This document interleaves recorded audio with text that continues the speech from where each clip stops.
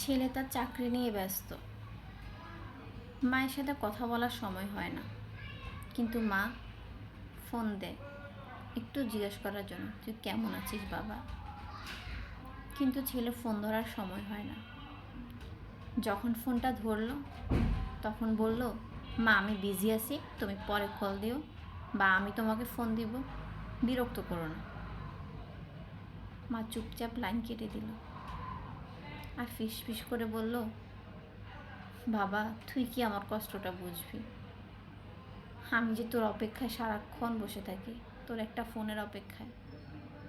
আমি যখন থাকবো না ঠিক তখন তুই বুঝবি আমি তোর জীবনে কি ছিলাম আর তুই কি হারাইলি। আমি তোর জন্য অপেক্ষা করে থাকবো বাবা, সময় হলে আমাকে একটা কল দিস। এই বলে মা দীর্ঘশ্বাস ফেলে আকাশের দিকে তাকিয়ে রইল। এরকম বাস্তবতার গল্প আমাদের আশেপাশে অনেক থাকে, যারা ব্যস্ততার জন্য মাকে কল দিয়ে খবর নেওয়া হয় না। কিন্তু আমাদের উচিত জাস্ট 2টা মিনিট হলেও মাকে খবর নাও, যে মা চিন্তা করো না, তোমার দোয়ায় আলহামদুলিল্লাহ আমি ভালো আছি।